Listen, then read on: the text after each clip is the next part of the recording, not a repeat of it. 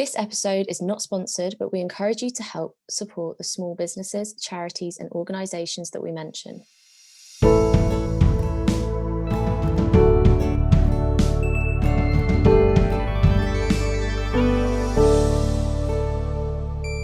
Hi everyone, welcome back to another episode of Our Circle. I'm Jess. I'm Rhiannon.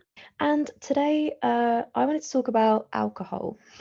And the reason for this is because literally a couple of days ago, I went out with a friend of mine, an old friend who I catch up with every now and again, and got quite drunk and felt very guilty for it the next day, had all these horrible emotions of guilt and lots more. And so I thought I'd bring it to the podcast so we could talk about our relationship with alcohol. It's a bit of an interesting one. I feel like I personally have a kind of, love-hate is a bit very strong emotions towards alcohol, but I think they're accurate. It can be fun, and then I find other times this isn't as fun. But let's start off. Rhi, what was your first experience with alcohol? Can you remember? Yep. Didn't know you were going to ask me that. Well, okay, like first, like as in when I first ever like took a sip was when I was like younger. Like I'd ask my dad, "Oh, can I try a sip of your beer or sip?" And I always remember actually on a flight to New Zealand, I took a sip out of what I thought was my mum's lemonade, and it was a gin and tonic.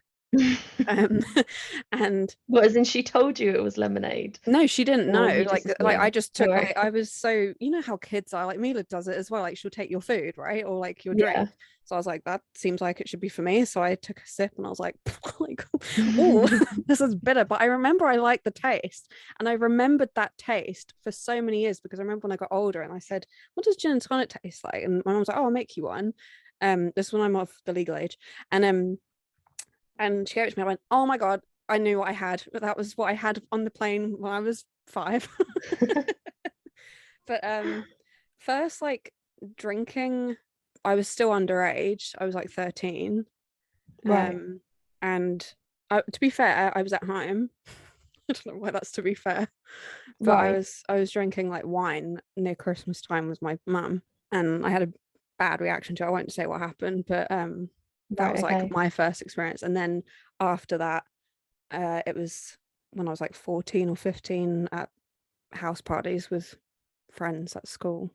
So were your family quite laid back with alcohol and you growing up? Like, was it something that was seen as like big and bad, or was it like it was never seen as big and bad, but it was also not encouraged. But I think it was very much of the opinion that if I was going to drink, kind of that they knew, I guess.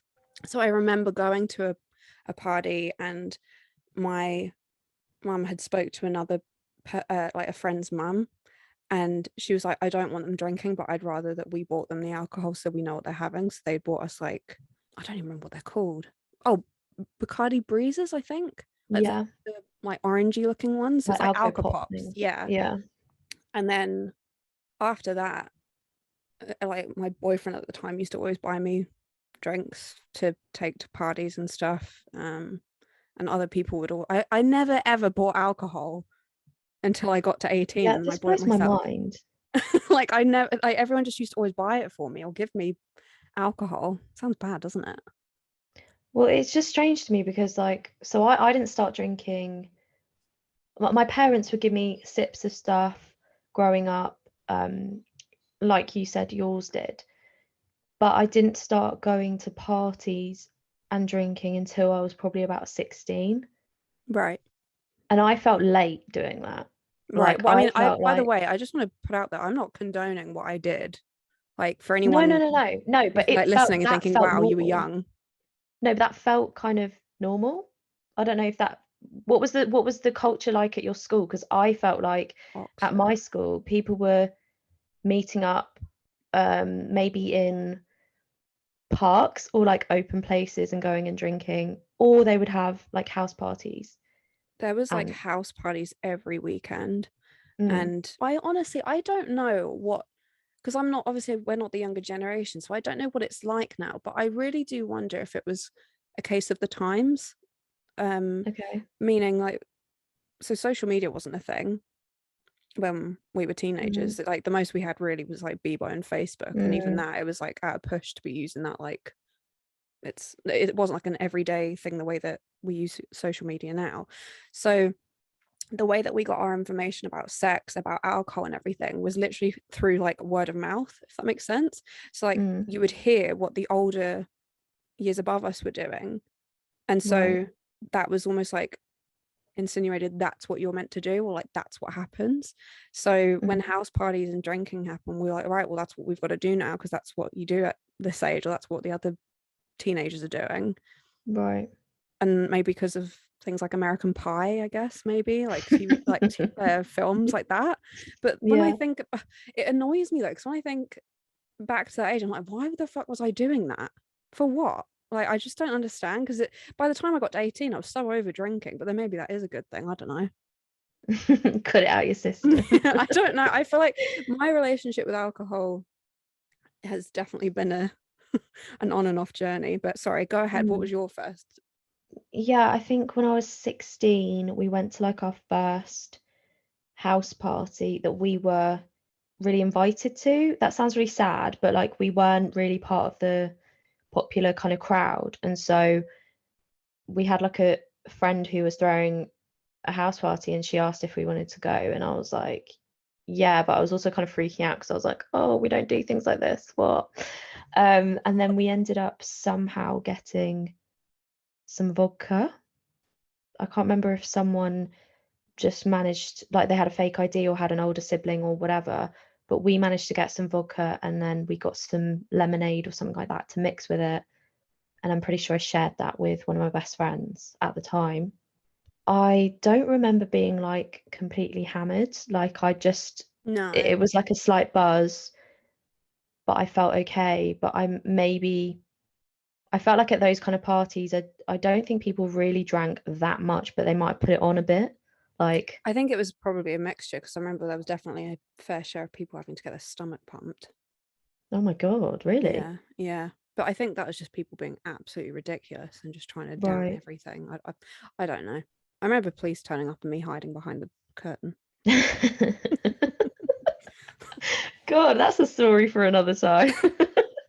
Yeah, but then I felt like as I got older and just had like legally was able to do more, like as in buy it myself or Right. go to clubs or whatever, then I started to drink more. But I think when I was young, it was very much drinking to get drunk. It wasn't, oh, I really like the taste of this vodka. Come Right. on, it was literally corner shop bought vodka. It's not going to be anything nice about that. But it was very much with an aim that we were going to these parties and everyone wanted to be drunk and have fun dancing being drunk. Yeah. I never liked, and I stand by this still. I don't like knowing I'm getting drunk or drinking to get drunk. That's always freaked my brain out. I always needed to trick myself to getting drunk. Like I'd just Right, keep drinking drinks and then, oh, now I'm drunk, sort of thing. It wouldn't be like, I'm gonna drink so I can get drunk, sort of thing. Like I could never right. do that, whereas a lot of people around me would do that. I Mm. can't do it. My brain would just freak out. I just don't like, and I've never liked the feeling of being out of control. Right. And I say that, and yeah, that makes a lot of sense if you know who I am. But like, I've still put myself in situations like that. Like, I know, I was why? gonna say, That's self-sabotage. when I think, whenever you've told me how you never really like drank until, or you always felt that everything started later for you, it always made me laugh, because the most drunk I've ever been in my life has always been with Jess. Like, like I feel like it just doesn't ever match up in my head. I always assume that you were like this like party girl. So, and I can't remember if we've said it or not. Like we didn't go to the same secondary school or college or anything like that. We've No. always been friends outside of school since primary. So I never viewed Jess as someone who didn't speak to everyone, wasn't like popular with everyone. In my head, I thought you'd probably have everyone like at your feet. No, not at all. Not at all. I don't know. I maybe again I'm coming from a psychological viewpoint. Like, what if I was sort of making up for those lost Yeah, teenage years where I didn't maybe, do that? maybe. I don't know. But yeah, then I think when I went to uni and it was just the norm, Yeah. it was the norm, especially in the first year, it was the norm to go out like 3 times a week, if not more, Right. and just get drunk. But I don't remember this probably poor wording, but I don't think it was ever to a point where it was really bad actually in first year. Like I remember having to look after a few friends. So I remember not getting to that point Mm. very often. I think there was definitely a few times it did happen, but a lot of the time I was like, there was one friend, she didn't really drink much before uni, Right. and so she wasn't used to it. Like she just came from a sort of small hometown or village or something where it wasn't, you couldn't just get like a short cab down the road to go out in town. It wasn't that easy, it wasn't as accessible. So it Right. would Okay. probably would have been more a case of, as long as someone was having a house party and you could sleep over somewhere or whatever, that's when you could have those occasions, but it wasn't as accessible. So going to uni was like this whole new experience, and so Mm. I guess she didn't know how to handle it, or like it didn't happen often enough that her tolerance wasn't at the same level that she was drinking. Yeah. So if I saw that my friend was in that situation, then I wouldn't match that. Yeah. Yeah. Um, but definitely over the years, there have been a few situations where I felt out of control, and I didn't learn that limit. And I've still had moments like that now. Like I'm literally talking about 2 days ago. I went out, and I always find like you said, with me, it seems to be me that makes you drink a lot. No, Well, no, no, not no, no, makes no, no, me, no, but no. I didn't mean like that. I don't mean that you make me drunk or you make me. I'm just saying the times I have been the most drunk happen to have been a night where you and I have been together. I'm not saying that Jess has yeah. forced alcohol down me in any way. No, but I mean like If there are anything, people are certain usually trying to hold me friends. back. No, there are certain friends that, I don't know, maybe if your experiences are built around like you go out to catch up, or you don't see each other that often, and so you go out and you make a big night of it, or you make a big day of it. Right. That's what I find With certain a couple of friends. days ago was for me. There are a few things I don't like about it. I don't like that I end up waking up the next day with blanks of what happened the night before. That to me causes the biggest anxiety ever. And it makes me just think, it makes me beat myself up about it, because I'm like, you could have got yourself into such a dangerous situation. I also don't like the financial side of it. I don't like how much money you end up just splurging because you're drunk and you think, oh, let's just continue. It's like Yeah. that's so unnecessary. I mean, those are the two main ones, but also like the physical effects. Like you wake up the next day, you feel awful. What is the like? It can even some for some people it lasts more than that, and more than Yeah. a day, and it's just Yeah. like this horrible feeling, like in your muscles. Just I feel like for years you've always had that you're really hard on yourself after you've had a night out. mm, Like you've always been like that from as long as I can remember. it's Um the control element. It's the feeling like I'm out of control, and I don't want to be perceived as someone who's out of control and isn't put together. I don't want anyone who would have seen me drunk to think, oh my God, like she really hasn't got her life together, has she? Because she's just, whoa, okay, See, let herself go a bit. I don't think I've ever thought of that. Like Well, I'm really my thoughts. glad. No, but I mean I have other thoughts instead. Like that's never been something that I'm worried about when I'm drunk or like annoyed about. I'm more like I don't want to be throwing up for hours on end, or I don't like this headache that I've got that doesn't seem to go away, or the Mm, anxiety that I have after or during, like how panicky I get. And for me, my relationship with alcohol, as I said earlier, it's been very up and down. So when I was, this sounds embarrassing to say, but I guess when I was a young teenager, I loved it. And I feel like in many ways, I got so much of that out of my system, which I kind of feel annoyed about because I then stopped. I went kind of like sober. I refused to drink alcohol for at least a year and a bit when I was at uni, which right. was a time I wish that I had been more like going out all the time and stuff. But at the same time, at that time in my life, the way that my mental health was and everything, I was just so like, nope, I need to get back to a good mental place. So I'm not going to have alcohol. That makes me feel worse. Yeah. I was literally just being as clean, green, sober as possible. And I think since then, I mean, again, it's gone up and down, but I think I've learned when works for me, if that makes sense, when to drink. I've Yeah. noticed that I will not drink when I'm around people that don't make me feel safe. So Right. hence why I get absolutely obliterated with you. But I will drink more with my friends or with my family. I think the drunkest I've been is mostly with my family. And that's because I feel safe, especially when I'm at home. If I'm out, I'm quite cautious because of the anxiety that I have in my head, the way that certain alcohol affects me. And again, that's me knowing which alcohol affects me in which ways. So, for example, wine, that immediately makes me quite depressed. Like it Hmm. immediately, I can tap into that dark side of my brain that I don't like visiting often or at all. So Yeah. I have to be in quite a safe environment, quite a happy environment, maybe not near nighttime to be having wine. I know my limits with that. Whereas things like gin and tequila, couldn't care less when you're giving me that. Like, I'm fine with it, sort of thing. But then there are certain situations that just sort of, I guess, are triggering for me.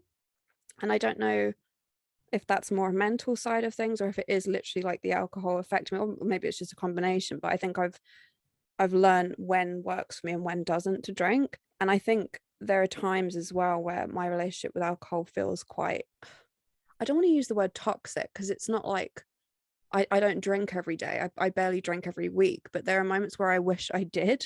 And I think that's more like a coping mechanism with my anxiety. I'm like, or depression, actually, I should say, not the anxiety. I don't drink for my anxiety, but I would definitely like to drink for my depression.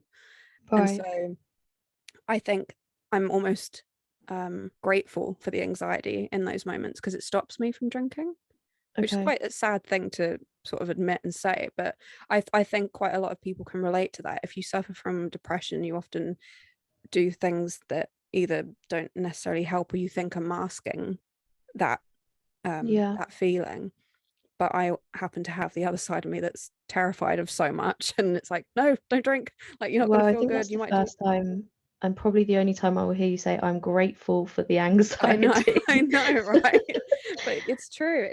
I think my anxiety stops me from a lot of shit, if I'm being honest, in good and bad ways. But when it comes to alcohol, I think it's kind of a somewhat saving grace. She doesn't always show up. Sometimes just lets me Yeah. get completely Yeah, but that's rare. yeah, it is That is rare. really rare. Yeah. Like I I mean, it is don't, now, yeah, 100% now. which And I I kind just, of get annoyed by. I'm not gonna lie. Like, I wish I could drink more and often.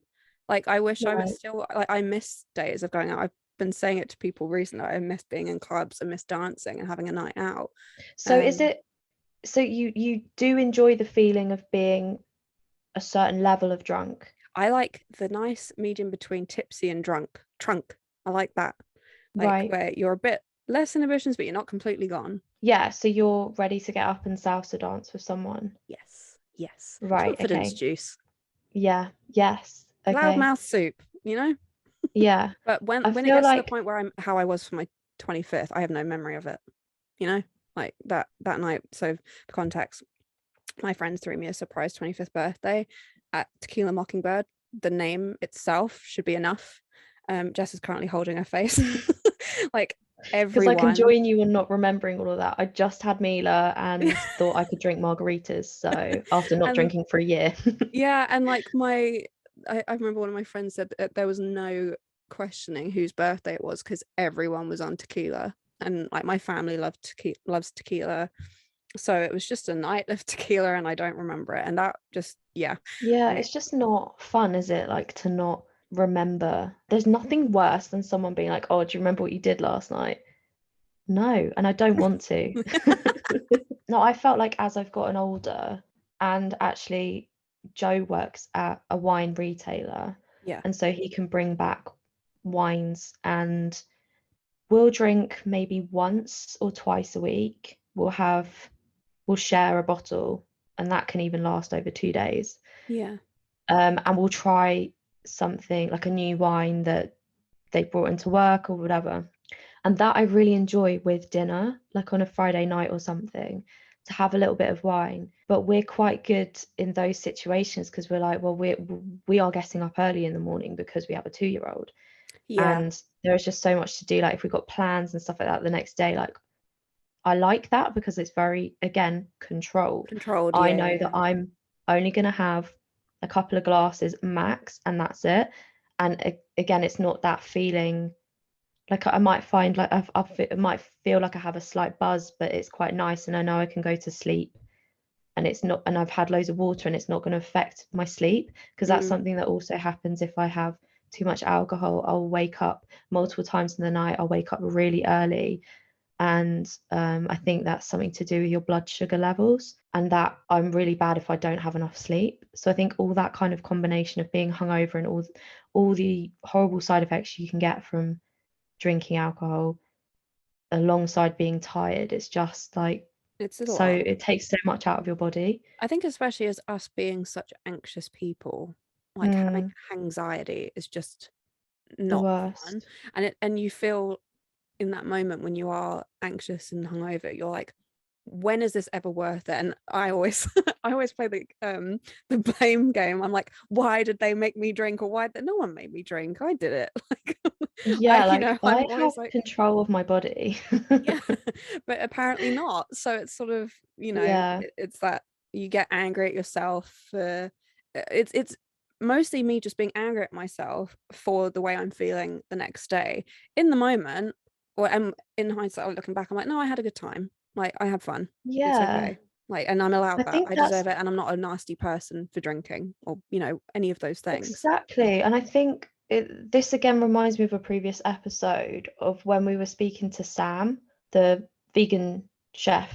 Yeah. Sam, go back and listen to the episode. I think we covered quite a lot of really interesting points, but I don't know if this actually made the cut of the conversation in the episode, but I remember talking about, what we put into our bodies, and I remember talking about that guilt after drinking, and him being like, but you just don't need to be so hard on yourself. Like, okay, you didn't feel good after that, fine, but the next day's a new day, and it's not something that you're doing all the time. Like, it's okay to sometimes overstep the mark a little bit, or just put something in your body that maybe isn't the best for it, but you were Mm. doing it and you were having fun at the time, and Yeah. just try and let that go.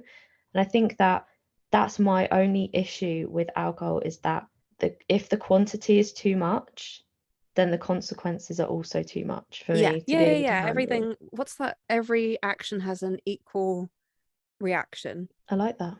And I do believe in that mostly because it just serves to be true in our life at least. And I Yeah. also want to sort of point out as well, for anyone who's maybe listening, and whether you drink or not, both is fine. But again, it's all about moderation. It's all about, like literally like we just said, the amount that you're going to put, if you're going to drink a lot, you're probably going to get a lot of the consequences, or however you want to word it, you're going to get that type of reaction back. So I think if Yeah. you're the one, I'm not trying to advocate here for people to keep drinking or anything, but I'm like, if you're in control and you're not hurting anyone, you're not hurting yourself, you're having a good time, you don't need to feel guilty for it. No. I If think, you're surrounded by friends, you're having a good time, that's it. Like, just let your hair down, be kind to yourself, and have fun. but if you also don't want to drink, that is absolutely fine. Yeah. There's absolutely fine. I don't understand peer pressure at all. I don't understand that when it comes to drinking. I don't understand why you would ever try and make your friend drink if they've said that they don't want to. Like, listen to them on the first time and let it go. Yeah. That's it.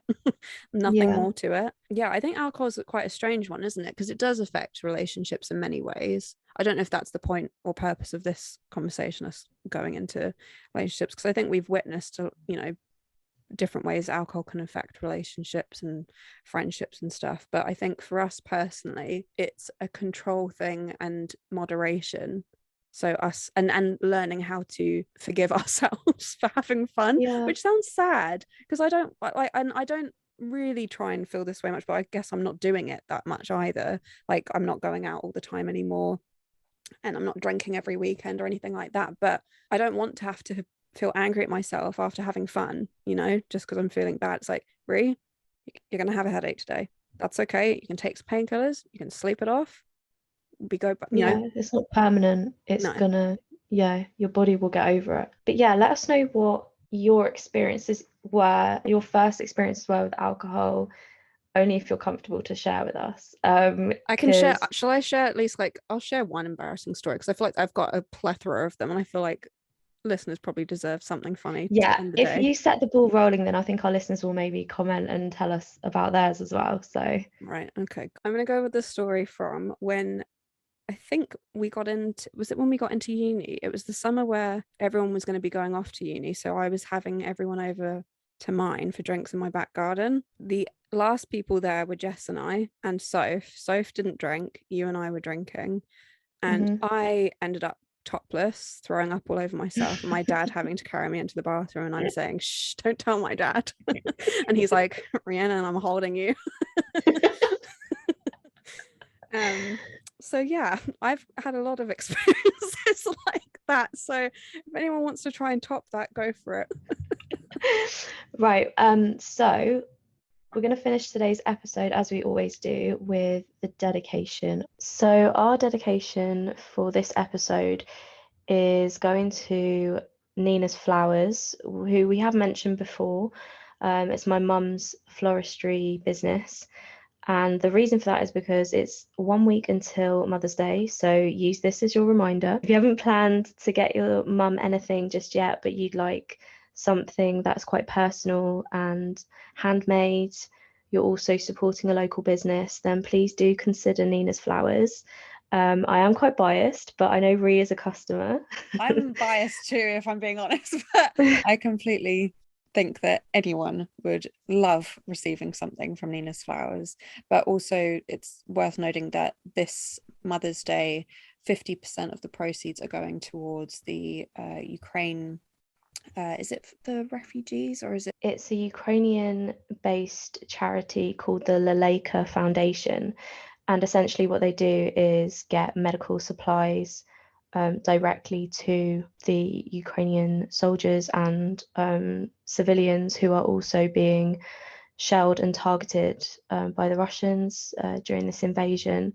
And it's one that's quite close to my heart, especially my mum's heart, as my mum is Ukrainian. So it'd be very much appreciated if you do have the means to, and you'd like to do something nice for your mum, to go via my mum, because a lot of the proceeds are going towards a very good, very current and important foundation. Definitely, and we haven't really addressed it on the podcast. We probably won't, just because we're using this as our sort of outlet for positivity Mhm. and all that sort of stuff. But we have acknowledged it and addressed it on our social media, so you can see all of the things that we've tagged, ways that you can help, resources, and all those great things. But definitely order something from Nina's Flowers for Mother's Day. This is your 1 week reminder. Treat your mum. Okay, well, thank you everyone for listening to today's episode. Please share your stories with us if you feel comfortable, and stream us on all of our platforms. And we'll catch you in our next episode. Bye. Bye.